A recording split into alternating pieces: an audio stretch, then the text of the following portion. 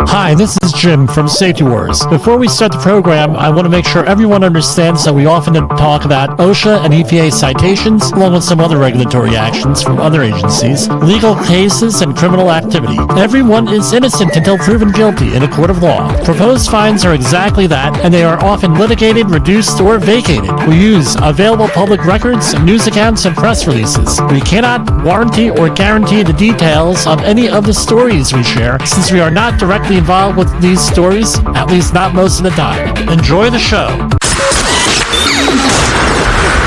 This show is brought to you by Safety FM. And from the border of liberty and prosperity in the highway to the north, this is Safety Wars for Wednesday, March 19th, 2025. I mean, this is one of the last days of winter. Time just keeps on slipping. Just like Steve Miller. Time keeps on slipping. Anyway, yes, I know it's corny. Been gone a couple of days here. So this is essentially what the issue is. I'm starting a new project towards the end of April. That's going to take a while. And I need to get like all my work done. In some cases, years worth of work done within by then. So, and we have training classes and everything else going on. What I try to do is I try to deliver the best quality program I can. If I'm going to come up here after working an 18-hour day,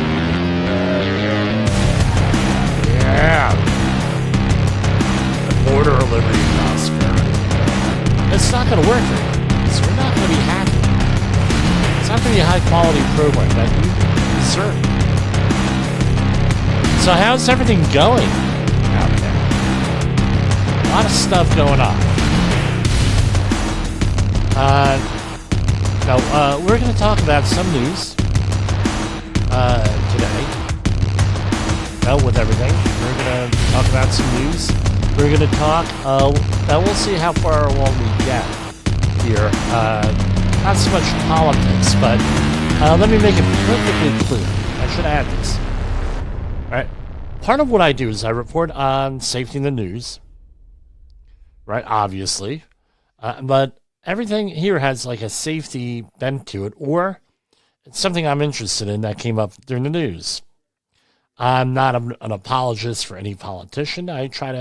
When I'm here, I try to report it right down the middle, at least for hour one. If I go into an hour two, not so much with this. And what I'm finding out is stuff that we predicted a long time ago is now comes to fruition eventually here. One of them being the way things were handled during COVID for recent past situation. The other being demographic issues, because now everyone's talking about demography, and I think this is going to become a bigger issue because starting next month, I believe it's April 8th, is the premiere. Is The Handmaid's Tale on Hulu, right? And what is The Handmaid's Tale about? Some people say, well, it's about a religious takeover, and now we have to worry about a religious takeover and Donald Trump, blah, blah, blah, blah. No. If you want to interpret it that way, I can't really stop you. You have a right to free thought. But Margaret Atwood, the author of that whole series of books, right, Testaments and Handmaid's Tale, she swerved into what would happen if there was a demographic collapse. What she said was religious takeover, but it was essentially a demographic collapse in the book. And now we have people talking about demographic collapses. We talk about it here on this program. So we're probably going to touch on a little bit of that. Blame the employee. Right, I picked up a safety book this week off of Amazon that I heard about, specifically on root cause analysis because, everybody wants to talk about root cause analysis. And and everyone here knows my opinion on it. Root cause analysis could go any way you want it to, essentially. Anywhere where you want it to go. So I was doing an investigation one time, and someone said, Jimmy, you need to do a root cause analysis. And this was the client. I said, well, where am I allowed to go with that root cause analysis? Because, I'm being paid. I'm being paid to consult. I'm being paid to give an opinion, give fact, things of that insight, things of that nature. And I say, well, the problem is that you hired a contractor with zero corporate culture for safety. This was a general contractor. None. I said they came here without even a safety plan. None of their guys are, and it was men, have some safety training. The cards that they produce are like from people who are disreputable on the OSHA banned list. They come out here, don't even have hard hats and safety glasses. They're saying that nowhere else that they work requires hard hats or safety glasses, so therefore we have to supply them to them, which baloney, right? And going on and on, I said, you hired, what mechanism do you have in place for hiring people if you're hiring companies that are like this? Well, Jim, you're not allowed to talk about that. Really? No, you can't talk about that. You can't go down that rabbit hole. We want you to find the root cause. And the root cause, one of the major ones, is that you hire incompetent people. Yeah, but you're not allowed to go down that rabbit hole. You got to blame them because lawyers and liability, we're not to blame for anything. Oh, okay. Follow a lot of human resource blogs and human resource attorneys that are out there. And as a reminder, human resources, they have the best of intentions, right? We know that.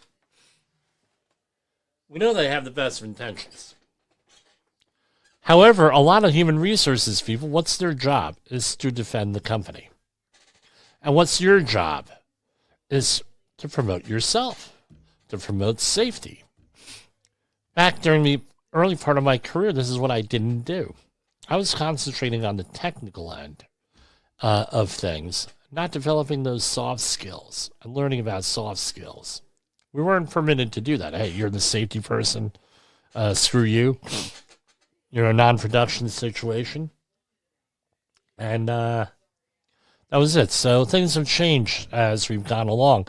But one of the things that we learned in the last couple of weeks is you're being hired as the expert. You're the expert. Act like one. That doesn't mean that you know it all. Right? Right? Know it all. Well, how do you?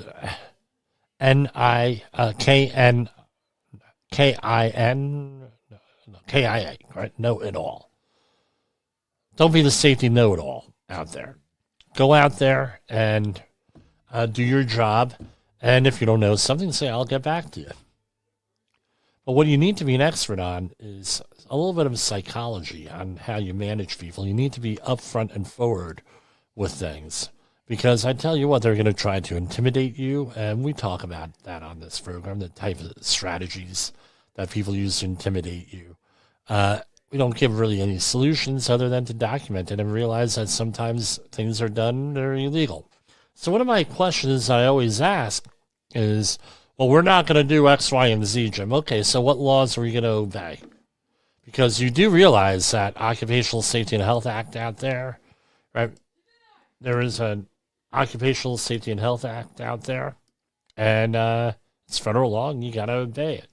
So let's go right to our first commercial break, and we will get back to you. OSHA recordables, catastrophic losses, environmental disasters. You want answers? So do I. This is Jim Posel with Safety Wars. That's my daddy! Safety Wars is streaming now.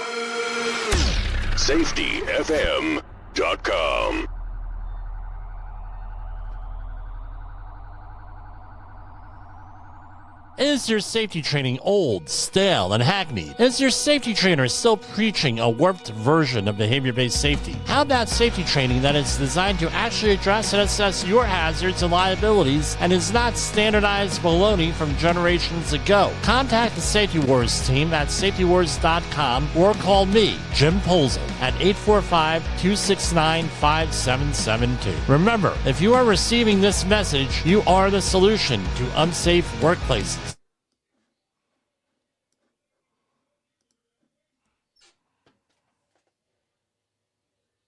Have you listened or watched the Safety War Show? It does stream live on the radio and on the streamer-emers that we have. So if you have not taken a listen to Jim Polzel and what the hell he's doing every evening with Safety Wars, I would strongly encourage you to take a view or take a listen, whichever option is available for you, and take a listen to what the hell he has going on. It will take some deep dives and some information that you might be interested in. In an unpredictable world, one voice rises above the chaos. Meet Jim Polzel, a seasoned safety expert who's navigated through some of the most dangerous scenarios, from anthrax, explosive cleanups, disasters, and numerous environmental cleanups, and lived to tell the tale. Now he's bringing his wealth of knowledge, insights, and experiences to you through Safety Wars. From workplace hazards to the hidden dangers in your own home, Jim covers it all with his engaging storytelling. Safety Wars isn't just a podcast, it's your guide to a safer world. Join Jim Polzel and become part of the Safety Wars revolution. Available on Spotify, Apple Podcasts, YouTube, and wherever you get your podcasts and videos. Safety Wars. Your safety is our mission. All right, so here we go. Here. So we'll be releasing the video. What I've been doing is recording things and then releasing the video and the podcast from the live show. Things tend to work a little bit better that way. And if I have, like just now, I put up something on the screen that probably shouldn't have been there. Nothing obscene, I assure you. Nothing obscene. So, just shouldn't have been there. So, we're going to be editing that out. All right, this is from, so the U.S. Department of Labor has not been really releasing anything here as far as press releases go. But we're going to share whatever they have, and we're going to find out plenty of other government organizations. So the, what's it called? Voice of America went off the air on Saturday, March 15th, following an executive order. Basically, some of the reports were, and we use Voice of America here as of late. Voice of America, according to the administration, irredeemable. Essentially, it was set up many, many years ago as a promotion for American views, right? And we weren't able to get it in this country. And then in the early 2010s, around that time period, we were able to get Voice of America News, and it was official, like, so Soviet Union had Pravda, Truth.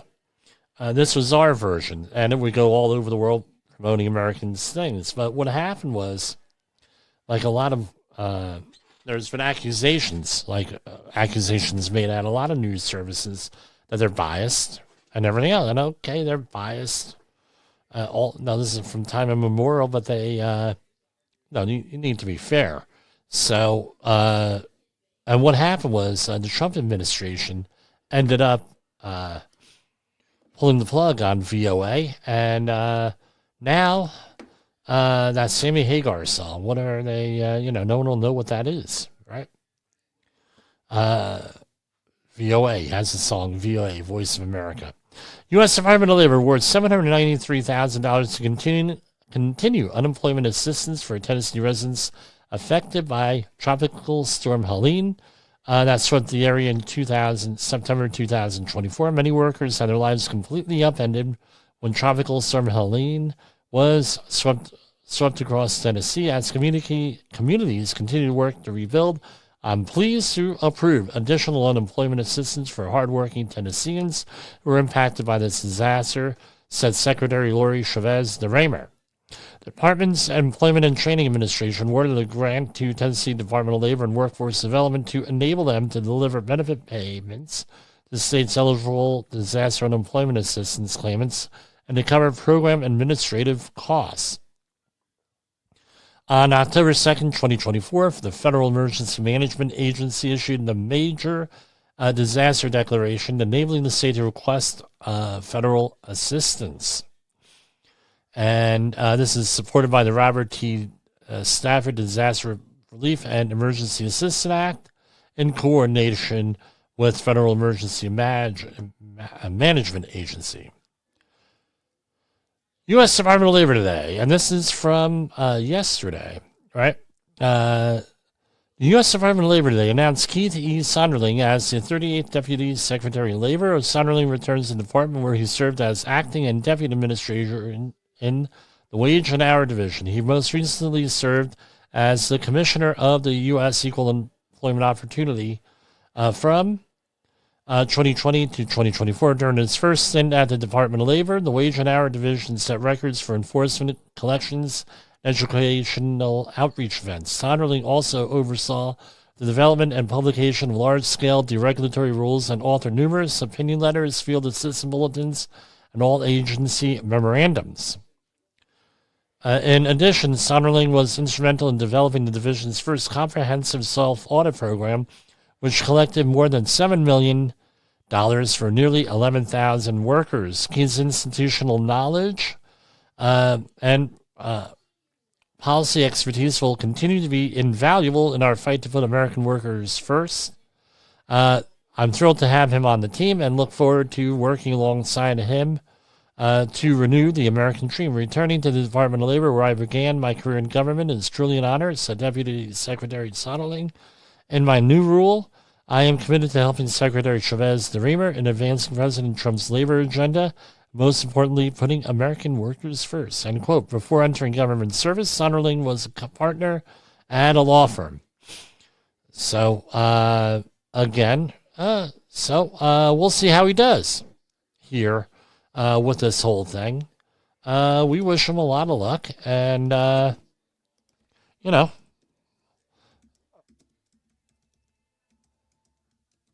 with that. So, what next? Let's see if they have updated the org chart. Let's see if we can get that for you. About OSHA. OSHA organizational chart.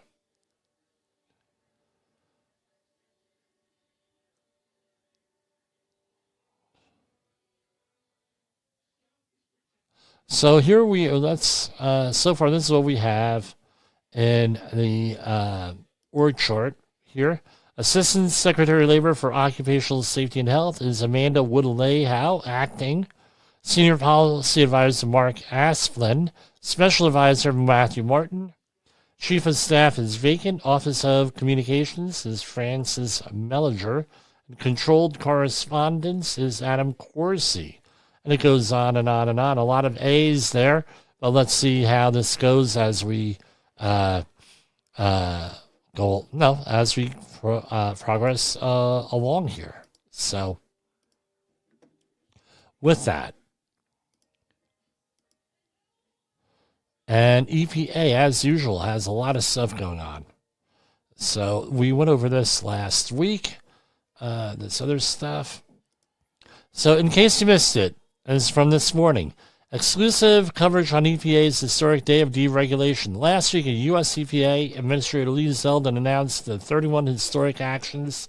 We went through it on our last program, undertaken by the agency, the most consequential and momentous day of deregulation in U.S. history. These monumental actions prioritize the agency's core mission of protecting human health and the environment while fulfilling President Trump's promise to unleash American energy, lower cost of living for Americans, and revitalize the American auto industry, restore the rule of law, and give power back to the states to make their own decisions. And this is from Fox News. Biden's woke green agenda on chopping block as EPA announces most consequential day of deregulation. And many different news releases. EPA Administrator Zeldin travels to St. Louis, Missouri to discuss radioactive waste cleanup efforts and celebrate Ag Day. On Monday, March 17th, the U.S. EPA Administrator Lee Zeldin traveled to St. Louis, Missouri to meet with Senator Josh Hawley, Republican Missouri, and community members for a roundtable discussion on the West Lake landfill. They discussed the work EPA and Senator Hawley are doing to help those impacted. The West Lake landfill Superfund site was added to the NPL list in 1990. So basically, it's been there for 35 years. Really. There's the link that they give you with that. With the background, we won't go into it. Following the roundtable discussion, Administrator Zeldin, alongside Senator Hawley, traveled to the Westlake Landfill Superfund site. After touring Westlake, the group traveled to view portions of Coldwater Creek. EPA and U.S. Army Corps of Engineers are actively involved with cleaning up Superfund sites like the St. Louis Airport site, which includes Coldwater Creek. And St. Louis community, and this is according to Zeldin, quote, the St. Louis community has been dealing with the effects of Westlake landfill for decades. Hearing directly from those most impacted will help this administration align EPA priorities to continue to help them. I want to thank Senator Hawley for putting together the roundtable and continuing to be a strong advocate for his constituents when I was going through my confirmation process. I promised Senator Hawley that the EPA will enthusiastically recommit the urgent need of cleaning up West Lake. On Tuesday, March 18th, Administrator Zeldin celebrated National Agriculture Day in Chesterfield, Missouri at STEM Farms, participating in a roundtable discussion hosted by Missouri Farm Bureau. Local farmers, elected officials, and Farm Bureau leadership talked about water issues, crop protection, and pesticides, biofuels, and more. Following the roundtable, Administrator Zeldin toured the farm. All right, EPA and Texas partners celebrate National Farm Ag Day at the Collin County Farm. And, Regional Administrator Scott Mason was there from EPA Region 6. From wheat farms in Oklahoma to rice fields in Arkansas, Louisiana to cattle ranches in New Mexico, the agriculture community across EPA Region 6 provides food, fiber, and fuel while stewarding and conserving the land. I look forward to strengthening EPA's partnership with things. And EPA recognizes farmers, ranchers, and agricultural communities as partners in conserving and protecting our nation's land, water quality, and natural resources. At CASA, Clean Water Infrastructure Project wins EPA award for innovation backed by the Department of Environmental Quality funding. The city, and this is from yesterday, the city of Estaca received a Waters Award Tuesday from the U.S. EPA in recognition of its innovative and effective use of its Oregon Clean Water State Revolving Fund loan. The Oregon Department of Environmental Quality is loaning the city $5.5 million through its low-interest loan program to replace its 1963 water treatment plant. So, again, infrastructure renewal. Clean water is a good thing, generally speaking. EPA celebrates, we already covered that. Lower Neponset River Superfund site public meeting scheduled for March 25th. Okay, so if you're in that area, go and check it out. Josh F.W. Cook appointed as EPA Pacific Southwest Regional Administrator. Today, U.S. EPA Administrator Lee Zeldin announced that President Donald J. Trump appointed Josh F.W. Cook as EPA's Pacific Southwest Regional Administrator. Regional Administrator Cook will have stewardship to implement and enforce EPA laws in Arizona, California, Hawaii, Nevada, the Pacific Islands, and 148 tribal nations. There. So, Josh Cook is the right person we need to lead Region 9. He understands the unique nature of the Pacific Southwest and will be a great addition to the EPA team, said Administrator Zeldin. Josh's talent with working with state and local partners will be paramount to power the great American comeback across our regions. Before joining the EPA, Regional Administrator Cook was an advisor to the Tribal Council of the Moortown Ranchera of Conco Madu Indians, where he designed a decades-long large-scale forest resiliency initiative through government-to-government agreements for tribes, national parks, and multiple U.S. forests. Going on, some people happy, some people not so happy. So, like everything else. This is from March 17th, in case you missed it. Administrator Zeldin in Wall Street Journal. EPA ends the Green New Deal. Cover that. EPA proposes a new cleanup plan for a portion of the Mississippi Phosphate Superfund site. A public meeting and an official comment period will be held for the new plan. Pascagoula, Mississippi. The U.S. EPA invites the public to comment on a proposed plan to remediate operable Unit 3 of the Mississippi Phosphates Corporation Superfund site in Pascagoula, Mississippi. The EPA will present its plan to construct a new on-site wastewater treatment plant at a public meeting. Going on and on and on. Check it out if you're in the neighborhood. Cyrus M. Western, appointed as EPA Mountains and Plains Coordinator. He shouldn't even be like the Western. I know, he probably heard that a million times. U.S. EPA Administrator Lee Zeldin announced that President Donald Trump has appointed Cyrus Western to serve as EPA Region 8 Administrator. As we work to power the great American comeback at EPA, we continue to assemble a fantastic team, said Zeldin. I'm grateful that Cyrus Western is joining EPA as a regional administrator for Region 8. I know with Cyrus's experience in Wyoming State House of Representatives, championing energy and wildlife conservation, he will work nonstop to implement President Trump's policies across the region. And any other? Yes, we're going to go over to White House here for stuff. Again, we're just reporting the news, not giving any opinion here with this. So this was an executive order issued yesterday. During National Poison Prevention Week, my administration is addressing the threat of overdose deaths in our nation from accidental poisoning. By increasing community awareness, strengthening safety measures, and taking decisive action, good name for a company, right? We are, if you know me a long time, you know the joke. We are building a new era of American strength, safety, security, and wellness. Among the most serious threats facing our nation is the rise of fentanyl, which is being trafficked illegally across our borders. A crisis of unimaginable proportions that escalated under the previous administration.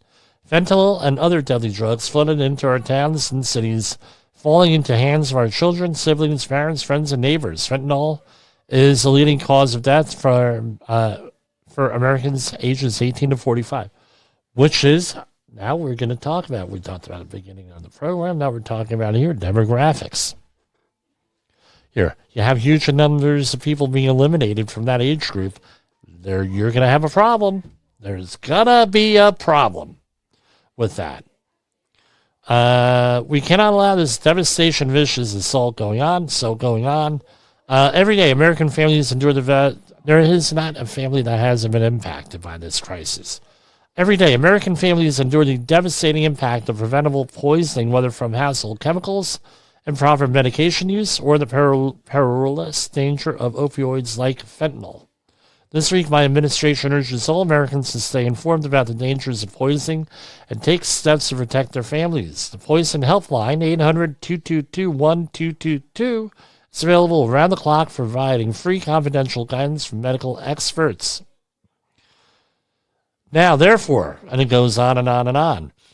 Now, therefore, I, Donald Trump, President of the United States of America, do hereby proclaim March 16th through March 22nd to be National Poison Prevention Week. I call upon Americans to observe this week by taking action to safeguard their families from poisonous products, chemicals, medicines, etc. All right. So,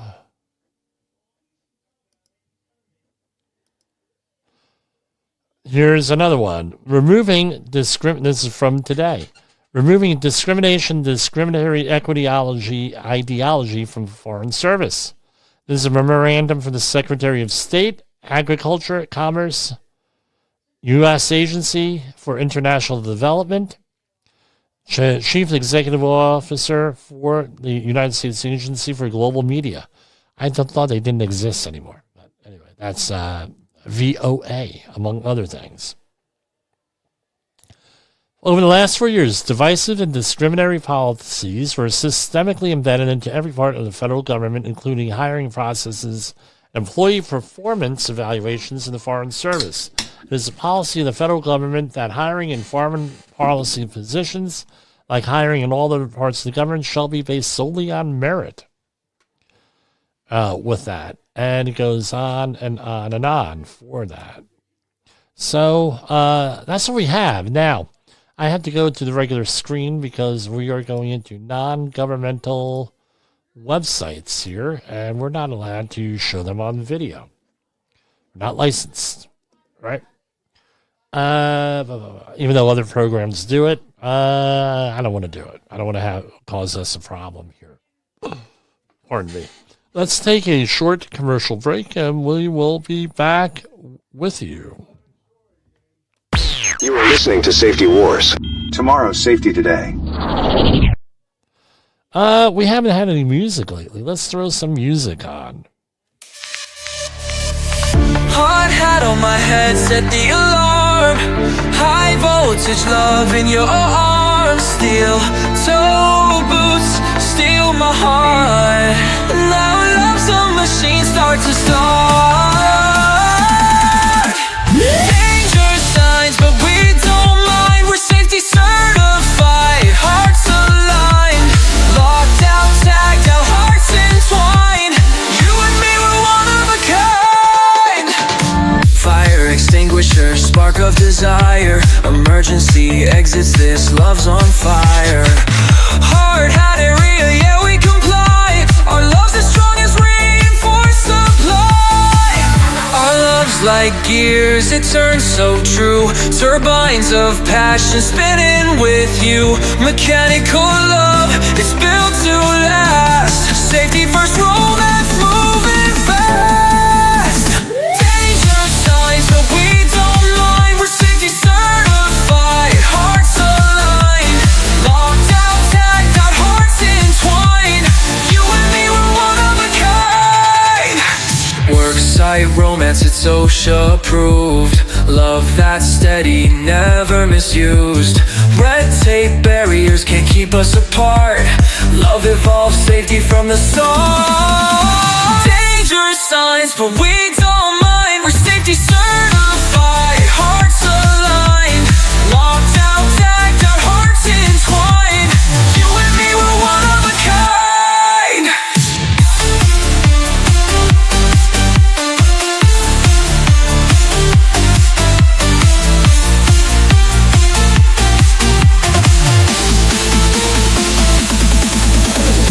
Worksite romance, it's OSHA approved.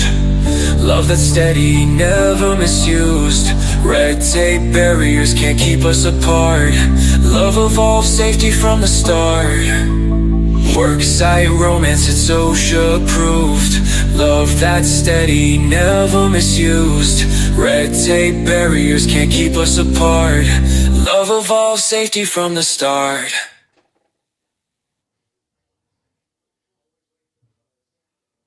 In a world where danger lurks in every corner, one man stands as a beacon of hope. Jim Posel, a veteran safety expert with over 3 decades of experience, now bringing his knowledge to you with Safety Wars. Engaging, informative, and always relevant. That's Safety Wars. Join the safety revolution with Safety Wars, available on Spotify, Apple Podcasts, YouTube, and wherever you get your podcasts and videos.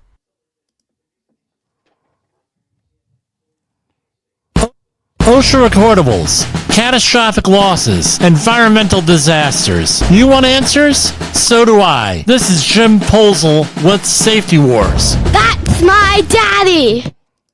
Yes, Jessica, I am your father. Gotta find out a different graphic here for that. Still learning. Anyway, back to the news. This is from NPR.org, March 19th today. Article by John Daly, 5 Ways the Pandemic Changed Us for Good, for Bad, and Forever. Right, number 1. Video calls made the room bigger, distances shorter. Gerald, friend of the program here, I would hope friend of the program, Gerald Salente from Kingston, New York, went into this on Coast to Coast last night. Also, friends of the program here. Their video calls, no, my mother-in-law knew Gerald Salente pretty well. Got to know him pretty well. He was one of her customers. He was one of her customers for a couple of years, so she got to know him pretty well up there in Kingston. So his whole thing is think for yourself. Number 1, video calls made the room bigger, distances shorter. He was talking about this, where the next, as he sees it, the next collapse, the next thing is going to be this real estate budget. One thing is AI.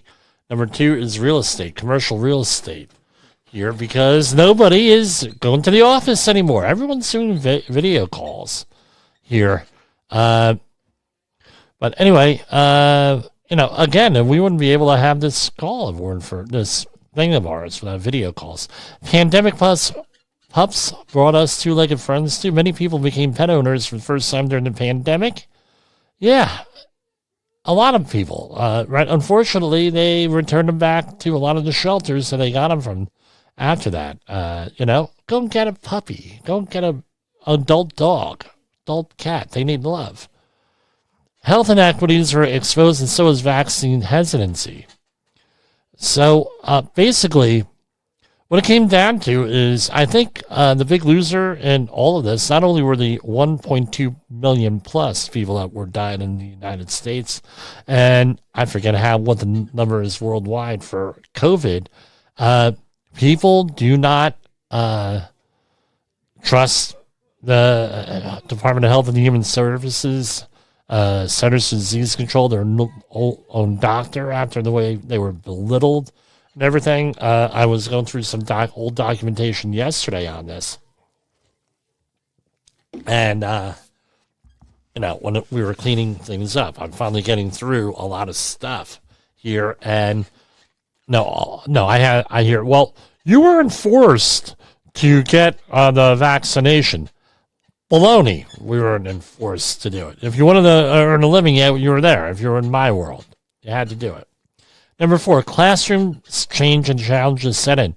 Again, right, I'm just finishing the highlights. The commentary is my own on here. Dude, you would not believe what I talked to the other parents, especially if the kids were in kindergarten like my daughter, the ongoing stuff with the COVID, with the learning, the fundamentals things kids are still struggling with. A lot of systems have been overloaded over there. Now, they got these kids hooked on a Zoom school, as we call it up here, and guess what? Now they're pulling the leg out from under them here. But the other thing is this: a lot of people do not, still can't read. They're having issues with reading, with reasoning, with socializing, and everything. As I pointed out, when I used to be an activist, it's all about population control. Think about it. Every one of these things, the kids can't relate to themselves. You think that they're going to be, boys and girls are going to be getting together so easy in a couple of years? When the current cast of kids go head into adolescence and puberty? This is going to be... we were awkward in my day because we were hanging out with the boys, hung out with the boys exclusively. The girls hung out with the girls. I remember those days. Very awkward. Now we're getting into a whole new level of awkward here. I know with a lot of the kids that I know, their parents were... broke them off of this stuff. In my community, it's very unusual that if your child does not go away to camp And what's the one thing not allowed at campus, especially these sleepaway camps? Come on, you can say it. You can say, what is it? What is it? The thing that's not allowed is cell phones. I mean, they were out, getting, they had approved MP3 players if you wanted music. And I said to my son, when he went to a camp, I said, okay, well, what a transistor radio? What's a transistor radio? I was really transistor radio? Nobody had any idea what was going on here with that. This just came through right before. Here, where is it?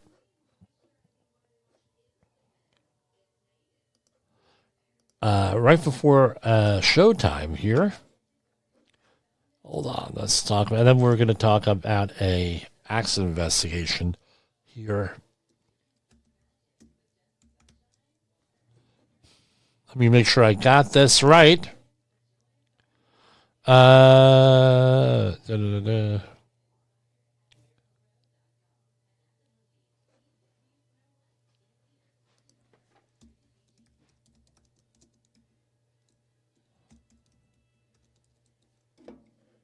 Trump is set to sign an executive order shuttering the Department of Education. This is off of NBC News, but it's all over the place. President Donald Trump is expected to sign an executive order Thursday to close the Department of Education, fulfilling a years-long pledge to dismantle the federal agency, the White House has confirmed. Trump will hold an event at the White House to sign the order directing Education Secretary Linda McMahon of the WWE to take all necessary steps to facilitate the closure of the Department of Education and return education authority to the states while continuing to ensure the effective and uninterrupted delivery of services, programs, and benefits that rely on this, right? The formally closing the department requires an act of Congress, but even without formally shutting it down, the Trump administration can effectively make it nearly impossible for employees to carry out their work, as it is done with U.S. aid. And we're going to comment on that. I think if we go to hour 2 here. This is from Iowa. So KCCI investigates. This is from KCCI.com. KCCI investigate. OSHA finds Iowa youth residential facility $37,500 in worker's death. Now, something I want to point out. OSHA is very limited in what they could do. There was one story, if I went on earlier this week, that went into the disaster that OSHA was going through with what was called the most dangerous workplace in America. And the place is now shuttered over financial reasons, not necessarily over OSHA violations. And I think what happens when situations like that happen, it undermines the credibility of everybody involved in the system, whether you are a corporate safety director, whether you are a regulator, whether you are whatever. With this, my opinion is that, my one man's opinion, this whole Occupational Safety and Health Act has to be reformed and updated. Here we still have, right, the official number 5,000 people per year that they could track with the OSHA 300 logs that are being that are dying. But OSHA acknowledges another 50,000 are dead per year because of occupational illnesses. Right. So again, 55,000 people a year dying. That's not so good. That's half of the fentanyl problem. Think of it that way. And look at all that we're doing with the fentanyl. And that's every year, and it's been there. So, again, needs to be reformed. Now, the bill in Congress to get rid of it, okay, well, guess what? Maybe update it. That would be, so I have some ideas on that I'm going to share in the near future on this. So, we'll figure it out. We'll figure it out. We're getting there. The occupational, so again, OSHA cites 3 violations, 2 being serious in this place in Iowa, with the May 8th death of an employee. And this, when was the story? Today. Youth Group Home Services, there was a Youth Group Home Service, I'm not going to mention the name. The worker suffered a head injury after she was pushed by a teen at the home. She died days later at a local hospital. As we do know, OSHA was dealing with this. Has been an ongoing issue with healthcare workers, and this is what it sounds like, a healthcare worker being assaulted here. The teenager has been charged with second-degree murder. The first citation was for violation of Iowa's law to provide, and it was their general duty clause. The second citation was PPE. What, are you supposed to wear a hard hat with that? Really? Have all your employees wear hard hats? I don't think that's going to be a feasible solution there. In a statement, the facility told KCCI all mitigations are complete and all current fines have been paid. We are pleased to see that OSHA's formally recognized what we knew all along. The company did not take appropriate action to ensure the safety of the victim. You do not put a 105-pound female counselor in a position to monitor a violent 200-pound troubled child, particularly when serious threats by the child have been made to the victim in the past. The result was tragic and preventable. Mathis is scheduled to appear in court on April 4th. On April 4th to plead guilty to voluntary manslaughter as part of a plea deal. I mean, no ongoing thing. I mean, they treat healthcare workers, I'm sorry to say, they treat them like Wuvno. Like they're second-class citizens here, second-class workers. So we're going to go over a story that was recently updated here, coming from Illinois' OSHA incident report. So we're going to do, since this is a government document, we're going to share the screen.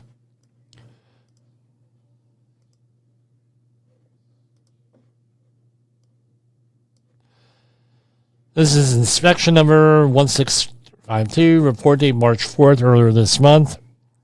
Right? And the original incident, again, let's see what we have here. Again, like with the NTSB reports out there, if you want to learn how to write an incident report and the basic format and template, right, there's a couple of things you can do. Go to the OSHA website. They have things, but you can also read these government reports. Deming incident. Water department employee drowns during repair of a valve in a water main vault. A 20-year-old male maintenance worker drowned due to engulfment in flooded water main vault and entrapment of his right hand during repairing of a leaking valve for a 12-inch water main. Contributing factors. Key contributing factors identified in this investigation include lack of compliance with several confined space standards, lack of oversight and auditing by management, insufficient training on operating in confined spaces. A charged 12-inch water main was not isolated and drained. That's lockout tagout 1910-147. Lack of hazard assessment and reassessment. Lack of rescue capability at the worksite.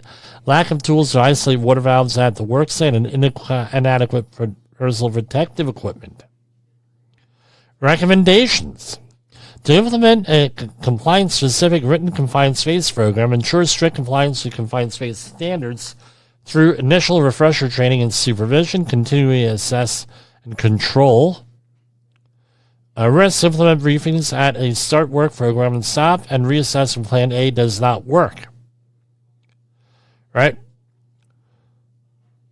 Now, this is what my problem is here. Right? And again, I look, a lot of this is first time. Right? It's the hazard matrix table. And you can say, well, what do you mean, Jim? That's just a piece of paper. Okay, yeah, okay. But you can't, let's face it. What was the risk to the decision makers here? In this case, the government employees. What was their risk? 0, 0, big nada, 0, 0, 0. No risk. No training, no education, don't care. This is why I have a problem with sovereign immunity. And this person was a victim. Make no doubt about it. This person is a victim of sovereign immunity. Right, with this. And this is one of the things that we have to go into. My opinion, Jimmy's opinion here. On February 23rd, 2023, at blah, blah, blah, a village employee had occurred at approximately 30 minutes earlier. Illinois OSHA opened an inspection to investigate the circumstances involving a water department employee that drowned while repairing a water main valve in an underground vault. The worker was removed from the vault after approximately 52 minutes and transferred to the nearby hospital, pronounced dead. Victim, age 20. Again, young guy. Right? Graduated in 2020, recent graduate. He was hired by the village as a seasonal employee. How are seasonal employees treated? Like now, like second-class citizens. Right? And again, 40 hours a week, the incident. Right? So, the vault was only accessible through a manhole cover that provided an 18-inch in diameter access hole. A 12-inch polyvinyl chloride water main pipe equipped with a butterfly valve ran through the vault. These valves are installed. Right, the village utilized a private contractor exercise and assess water valves throughout the system. On February 21st, 2 days before the incident, the contractor advised the village that a 12-inch underground water main valve was leaking, needed a repair. The water department supervisor and foreman met to review the scope of work for the repair. This included shut down water service and issuing boil water notices for affected residents immediately east and west of the valve. And the repair work was scheduled for the next day, but was not considered an emergency. So we have a picture of the area. And it is undetermined if any formal work plan was communicated from the foreman to the employees. It looks like we're going overtime here, guys. Over 1 hour. So if I can run overtime, it'll be in the podcast here. And, we'll be releasing the video cast very shortly. Following is an approximate time of that events on February 23rd, 2023. 7:30 a.m. Employees began the day at the water department shop to gather tools and equipment to perform the valve repair. The foreman, right, and another worker arrived at the work site. The foreman drove a utility truck. Again, hold on. The foreman, the victim, worker number 1, so 20-year-old as a foreman. So he was the one who with the most, didn't he want to be a foreman? Was he trained to be a foreman? Did he know what else was going on? And if he did, why did he let it happen? If he didn't know what was going on, why was everybody okay with it? And another worker arrived at the work site. The foreman drove a utility truck. Worker number 1 drove a pickup truck, and worker number 2 drove a vacuum truck. After arriving at the site, the foreman began closing water valves to the west of the valve and going on and on. The foreman worker opened hydrants on the west side of the valve planned for repair to relieve water pressure. Okay, water valves are not closed on the east side of the valve as originally planned. It is unknown why this didn't occur. Here's a diagram of the incident. The vault's manhole cover was removed. The vacuum truck was used to remove water, debris, and gravel in the vault to expose a leaking valve. Worker number 1 entered the vault to assist with vacuuming and cleaning out the area around the bottom of the valve. The repair involved replacing a leaking gasket on the west side of the valve. The worker number 1 was removed the flange on the west side of the valve and it slid back on the water main pipe. Initial attempts of the worker number 1 to remove the rubber gasket failed. The foreman decided the isolated PVC water main pipe, this is a timeline here, needed to be cut to complete the valve repair. The foreman went back to the shop to pick up tools. Right? And During that time, worker number 1 attempted other methods of removing the gasket, and worker number 2, they waited for the foreman to come back. So is the foreman the victim here or not? Don't know. We'll find out. Hopefully not. I'm getting all confused with the way this is running here. The foreman returned, worker number 1, back to the vault, inserted screws into the gasket. He likely used pliers to pull on the screws to attempt to free the gasket from the valve body. This is also unsuccessful. Worker number 1 then began using a hydraulically powered chainsaw to cut the isolated pipe. Worker number 2 continued to use a vacuum truck to remove groundwater in the vault, as well as unpressurized residual water that was coming out of the cut in the isolated pipe. The chainsaw became stuck. Worker number 1 was unable to pull it out of the cut. Worker number 2 switched from using a large vacuum truck into a smaller portable pump to continue removing water.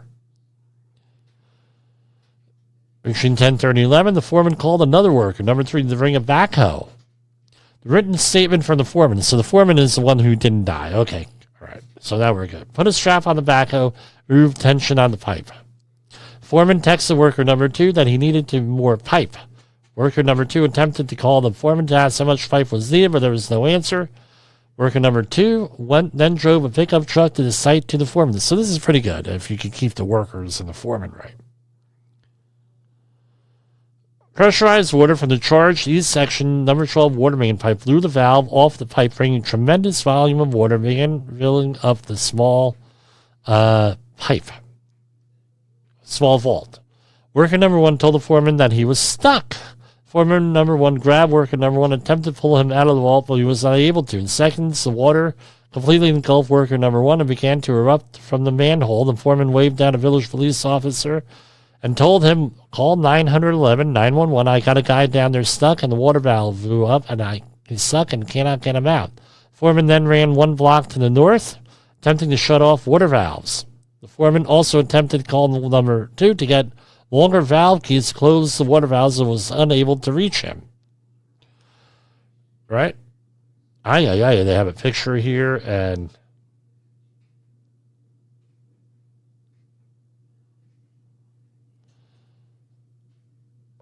the first fire department units quickly arrived at the scene. The fire department responds through 10 certified technical rescue technicians seen in approximately 10 minutes. While worker number 2 was back at the shop loading up pipe, he noticed missed calls from the foreman on his phone. Worker number 2 tried to call back several times. Eventually contacted the foreman and said the valve came loose. The foreman told the worker number 2 to get the long valve key to shut the water off, as the key the foreman had was not long enough. While driving to meet So the key is a wrench, is what this is. It's a wrench. While en route, worker number 2 was approached by the village street supervisor and public works director asking what was happening. The street supervisor advised worker number 2 that someone was trapped. Right? The worker number 2 was not aware of this, as the foreman had told old worker number 2 about the valve coming loose. All right. Look at all that water that came out of there. A lot of water. Illinois OSHA opened an inspection to investigate the incident in Village Water Department and the Village Water Department. They went through the whole thing. 3 months before the incident, the village had hired a new public works director after realize the need to change the safety culture of the department. It is unlikely the new director had a full understanding of the practices. This is the important thing, right? The incident revealed critical lapses in safety practices and procedures that resulted in an environment with little room for error. Failure to adhere to OSHA regulations regarding permit requiring confined spaces, PPE, and hazard assessments led to a cascading series of events that were fatal. How many times have they done this prior to this, is my question. No evaluation. Specific to the incident, the water department did not prepare a permit before allowing entry into this space. Another violation. After the pressurized water blew the valve pipe off, worker number 1 was trapped with no realistic rescue capability on site. Notably, he was not wearing full-body harness with a retrieval line and a hoist as required by the employer's own written program and OSHA standards. Additionally, the foreman, who was the only employee present outside of the vault at the time of the valve blew off, left for the immediate work site. This led to confusion. Right? When the responders showed up, nobody knew what the hell was going on, basically.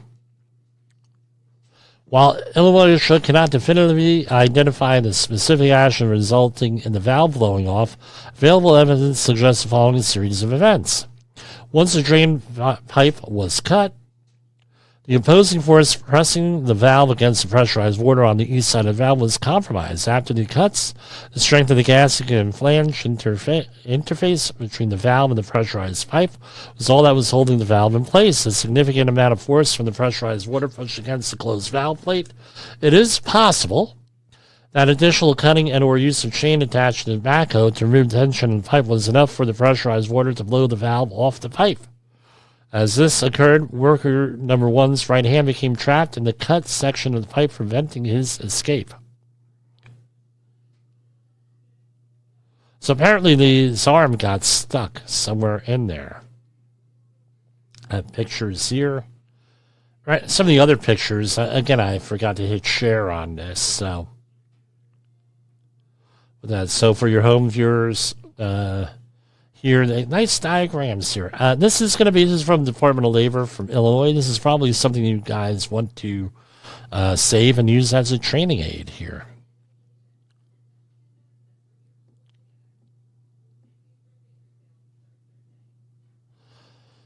So, again, not doing the right thing here by the here.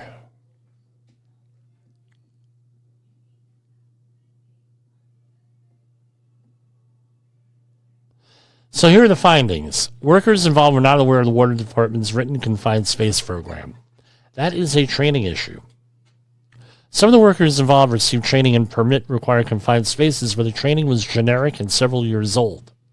The department's safety culture tolerated employees entering permit-required confined spaces with little to no hazard controls.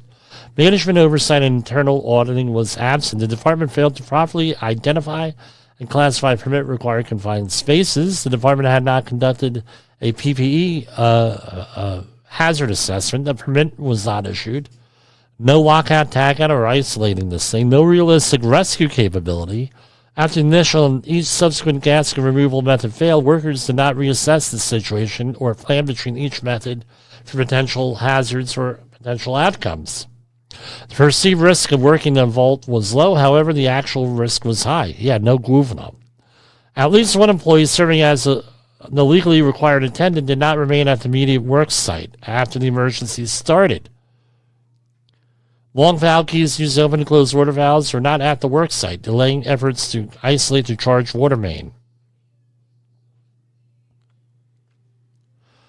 Again, it goes on here, right?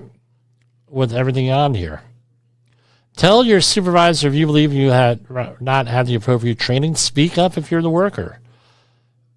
Individual risk assessment. Maintain awareness.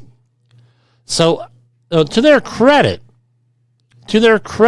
here, all right, they identified a whole bunch of stuff that the supervisor and department leaders did not do. No hazard assessment. I won't read every one, but it comes down to no hazard assessment, no planning,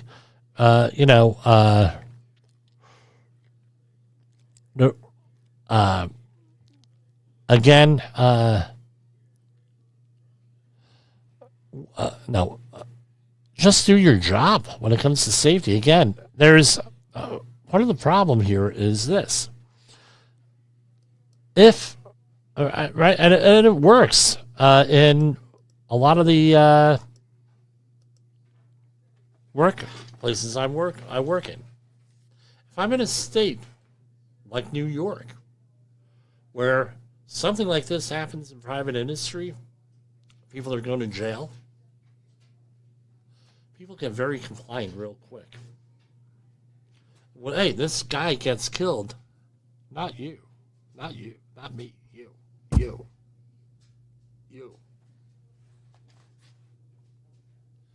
You're responsible. You're the competent person. You're the supervisor. Do I have the authority to hire? Do I have the authority to fire? Do I have the authority to discipline people? Do I have the authority to make changes? Right? Right? Do I have the authority to reward? Did I put this out for bid? You're the guys that hired him or her, hired the company. Right? With that, not the safety person that's in here. Our job is to assess hazards, right? Do our job, provide leadership. Very rarely does a safety person have the authority to start to throw people off jobs or discipline people. Very, very, very rarely. Let's continue. All right. On February 23rd, right, Sirius, they got them on 1910-146 permit required confined space entry E1. Again, this is general industry maintenance here. Sirius 1910-146. Develop and implement means, procedures, and practices necessary for safe permit entry operations, including but not limited to the following: isolating the permit space. Repeat series, PPE. So apparently they got nabbed already with this. Right? And again, they were requiring an abatement certification on this. So 1910-132 PPE assessment. Series 1910-146C1. Permit required confined space. The employer shall evaluate the space.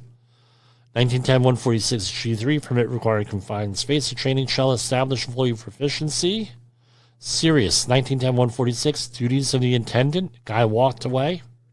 Series 1910-146 K3I. No harness. All right. The employer. So actually, there was actually a fine here. Wow.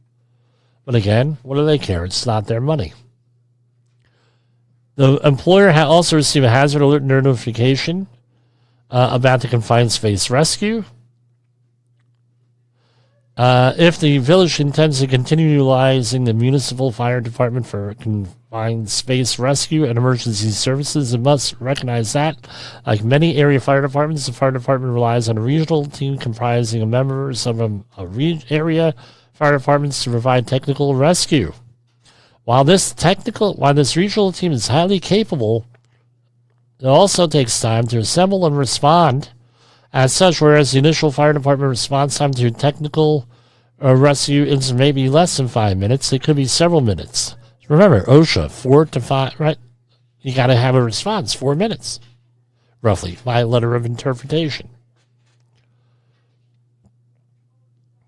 So after issuance by Illinois OSHA, the village contested a citation that included willful violations and monetary penalties. After several discussions, a settlement was reached, and the village agreed to the following: $16,000 fine.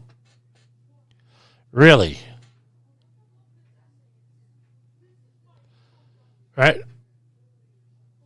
The penalty amount was adjusted to $16,000. 2 violations were amended from his classification of willful to his classification of serious. Again, it's not coming out of their pocket. Cooperate with OSHA on writing this incident report that is designed as a learning tool. Cooperate with Illinois OSHA on an approximate 1-hour presentation and delivered in person at least once in each of the 5 Illinois OSHA enforcement districts and at least twice virtually with the presence of a village employee and an employee of Illinois OSHA. Okay, so you're going to... Okay, good.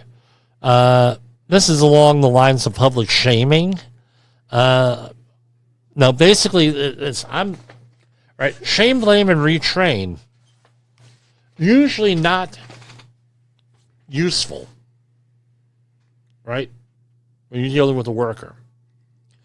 In this case, when you're dealing with egregious situations like this, no safety culture or anything else, perhaps the shame, blame, and retrain might be appropriate. Shame and blame might be appropriate. Again, this is $16,000. Was anybody fined in this? I mean, personally fined? No. Anyone lose their job over this? No. Do they have to deal with the mental anguish and guilt and grief of A fellow coworker dying, 20-year-old kid? Yeah, I guess so. But I'm going to tell you, after all the accident investigations that I have personally been involved with here, this is what happens. It's along the lines of, I don't know if this happened here, but all the ones I'm involved in, right? And I deal with a lot of guys that are just a little bit sociopathic, a lot of these foremen. And it's along the lines of, right, this is pre-accident, before the bang. Jimmy, I don't think this is a hazard. This could never happen. What do you? Well, when something like that happens, this is especially in the old days, right? Then I'll worry about that. But I've never heard of this kind of hazard before. Oh, have you had safety training? No, but I've never heard of this kind of hazard. I've been doing this for years. Never consider this. And then the incident happens. And then what happens after the incident happens? Everybody's all upset with the funerals and what a great guy. I loved him. Great co-worker. Blah, blah, blah, blah, blah. And then the job site is shut down for a couple of days. They start working again. What do you think happens? Back to what they were doing before. Never learned the lesson. Has never happened. Those are fatalities. Imagine not caring after a major incident or a boo-boo, little boo-boo. Imagine that. They don't care. Well, I had to hear about this for a while, right? After one accident in particular, double fatality, third person with this, right? I got called in to do the accident investigation. Oh, we loved him. The two guys, oh, wow, they were so good. Oh, we loved them. I said, and this is after we found out what happened, after everything was settled. Then the story really came out, what happened. I said, oh, yeah, you loved them, huh? Did you love them? Did you love them enough to work safely, encourage them to work safely? Did you love him enough to stop work when he was doing something unsafe? No, you didn't love him. I'm sorry, you didn't love him. If you loved him, I wouldn't have to be here getting hired to do safety audits for the same crap going on all the time. You talk about a slap in the face? Yeah, well, they weren't too happy with me, but you know what happened? A week or two later, client calls me in and said, we were waiting for you to say that. I said to him, you hired the guy. What's the issue? You couldn't control him? No, we can't control him because he's like the only one that knows what's going on here. So you're relying on heroic acts, which we know are in danger in itself. Right? Relying on that one employee. And this is the attitude that he has, and you put him in charge? Really?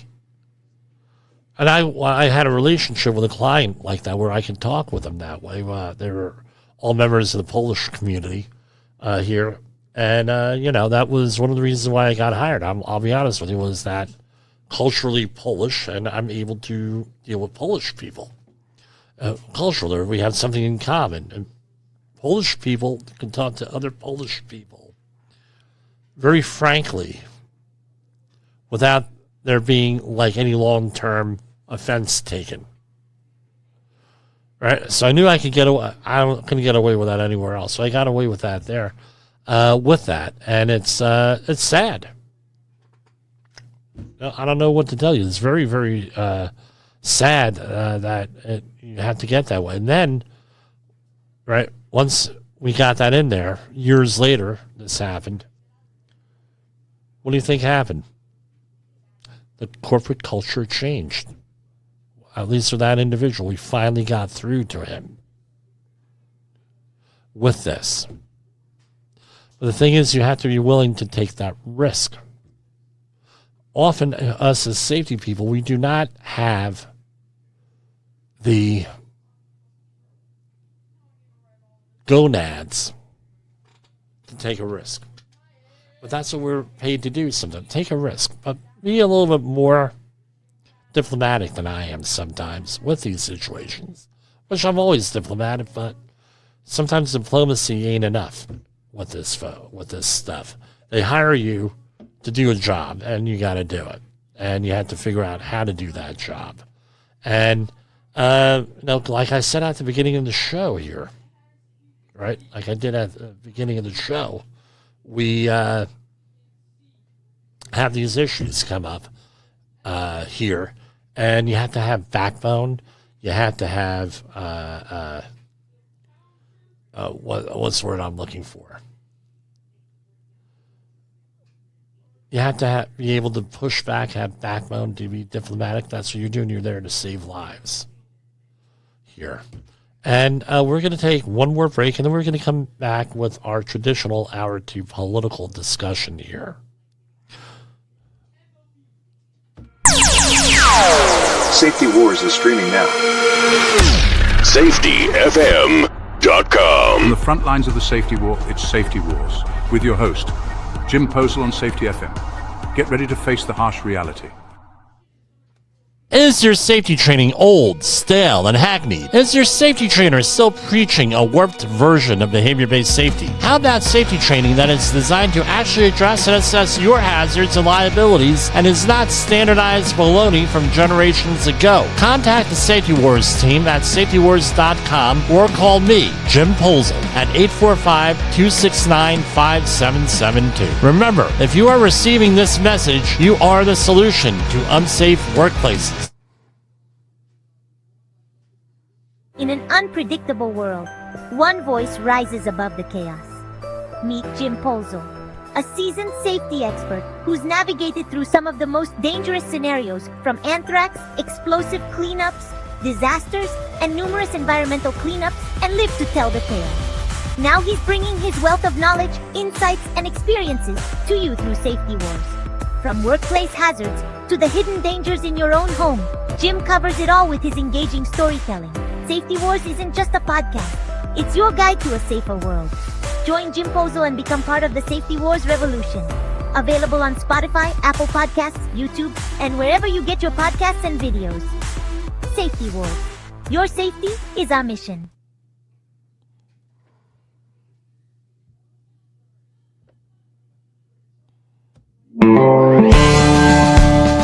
And here we are, Safety Wars Hour 2. We're talking about politics.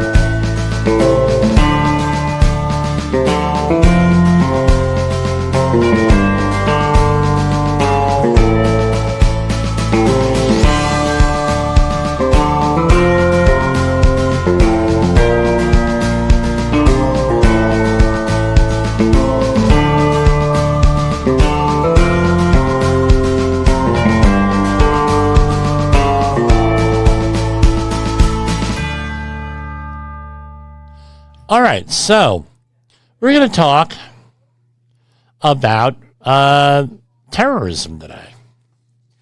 Domestic terrorism. So there have been 2 major incidents here, ongoing incidents. One is an ongoing incident, I guess we could call it. One of them, all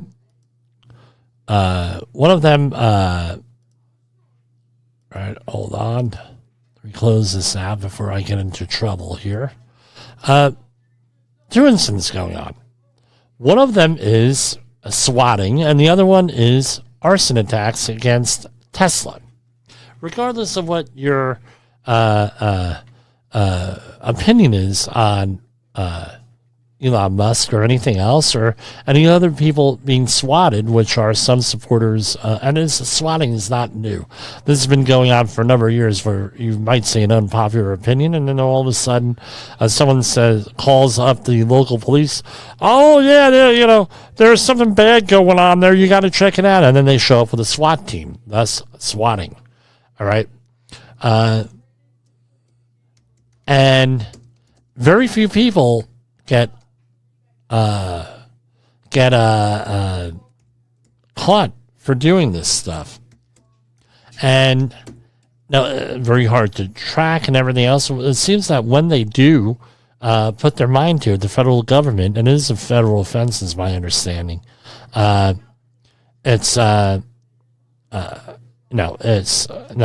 manage to catch their person or persons. And right now, with the number of these things going on,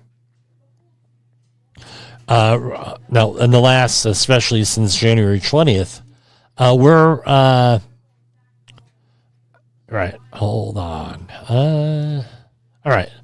So, with the number of these things going on, it's hard to not believe that this is not a coordinated effort here. So, I have right here.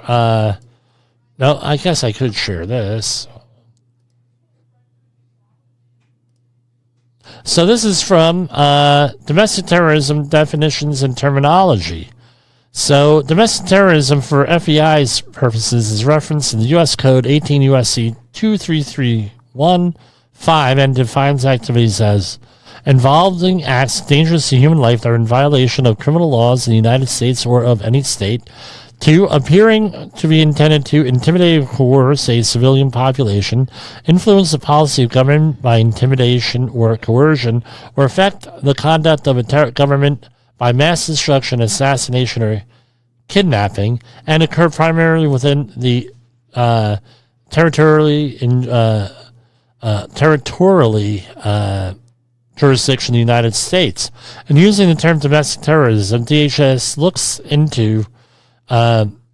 to the Homeland Security Act definition of terrorism, right? The provision defines terrorism of any activity, right? That's in 6 U.S. Code 10118, is dangerous to human life or potentially destructive of critical infrastructure or key resources, is a violation of the criminal laws of the United States or any state, appears to be intimidate or coerce a civilian population, to influence the policy of a government by intimidation or coercion, or to affect the conduct of a government by mass destruction, assassination, or kidnapping.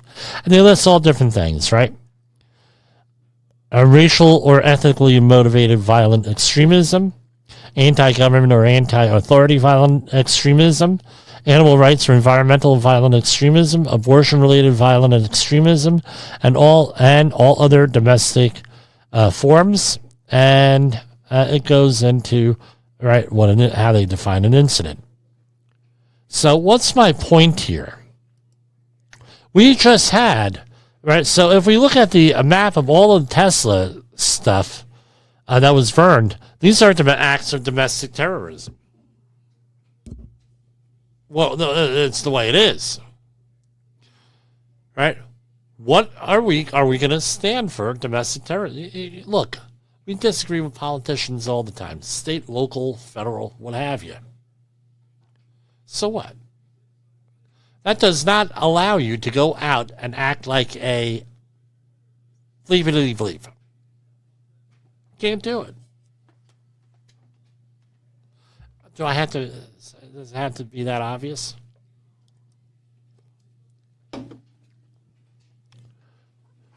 Peace. Everybody calm down. Peace. Public discourse. Go to write letters. On social media, you can contact all these government officials, right? Go down to your congressman's office, your senate office, your congresswoman's office, your mayor. Protest peacefully and legally.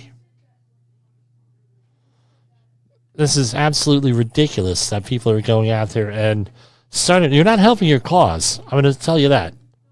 You are not helping your cause. So, again, who was swatted, right? Alex Jones, obviously, all the time. Patriot Radio host Joe Pags, swatted, right? Another person was swatted on the InfoWars team.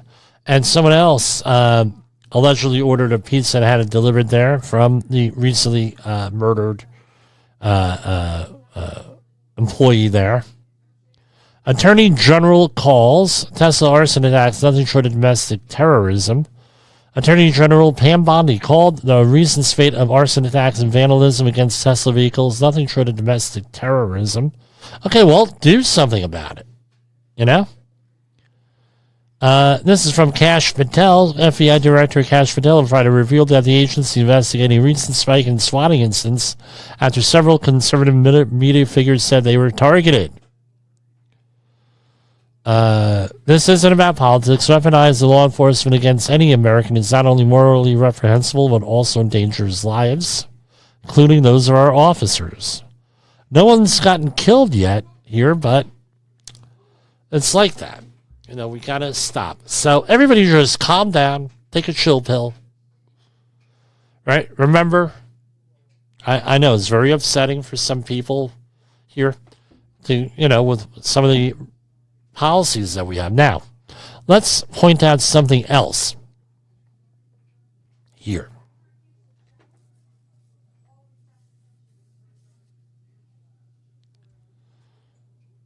I've been following politics since way back. I remember sitting on my daddy's lap when I was about 4 years old, watching election returns. He used to work second shift, and sometimes I would go and hang out with him. I remember in Carteret, New Jersey, we'd hang out, watch the news that night. And one of my earliest memories was it might have been 1973, it might have been 1972, 74, in that region. I was 2 to 4 years old. I distinctly remember watching election returns with my father on election night. Right, he voted, he went to work, came home, 11 o'clock, they're doing election returns. And we're watching them and everything else. So I've been doing this for a long time. The one that I remember first that I studied in depth and paid attention to was the assassination of Anwar Sadat from Egypt. Because I remember my mother had taken me to a doctor's appointment, and she had a little transistor radio with her, and she was crying over Anwar Sadat. Not that she liked him, but the way that he died over there with that was very brave. You could go research it yourself. So I've been following this for an awful long time. One of the things that we as conservatives or Republicans have always said was this, right? The national debt is skyrocketing. All my time I've been paying attention since the early 1980s here, late 1970s. And one day there's going to be a political reckoning day. It's going to be in the future. And you had the mainstream Republicans saying, oh, don't worry about it, not a problem. Oh, we'll print our way out of this, we'll do this, we'll do that. But everything's an ever-evolving world, ever-evolving time. And what we have here is a situation that at least is perceived by the president and his cabinet as being a dire situation with the national debt. Way it is. They're making all these cuts and doing all this other stuff. We'll see what the long-term impacts are. And finally getting done after 50 years. It was a great thing to run on. We're going to reduce the national debt. We're going to reduce the national debt. We're going to reduce national debt. But the people in charge of reducing national debt they were riding the gravy train. A lot of us are riding the gravy train too with this. And something like 8,000 NGOs controlling 7,000, controlling a big boatload, trillions of dollars. We have evidence of current and former politicians getting kickbacks on the arms dealing, even with Ukraine and outside Ukraine. All this stuff is coming to an end, it appears, at this point. Let's see if it's actually going to sustain itself here with this. And there are painful cuts. This impacts human beings. So, for example, the National Forestry Service cuts. These are human beings. There are very few analogs outside the National Forest Service and private industry. Either you're going to go to a state agency and let go by the federal government, or you're going to find something else. The hospitality industry, someone had pointed out. Okay, they're going to go, and I mean someone who I trust and I know is very familiar with National Forestry Service and the people there. Well, they could go into, let's say, working for a forestry company or a state government or even in the hospitality industry. Okay, you're making boatloads of money for the National Forestry Service. How much is now you got to start over again? And you're going to be a hospitality industry where those are often low-paid jobs? They're not going to hire you as a manager. They're going to hire you as something less than a manager, unless there's something really dynamic going on here. So, all this is very disconcerting. There are human impacts here. Hopefully the human impacts are going to be mitigated here in the long term. I think long term we'll be okay here, even with the stock market. We're going through a correction and everything else. But we'll see where this is. May you live in interesting times. For Safety Wars, this is Jim Posel. I will see you back here tomorrow, God willing.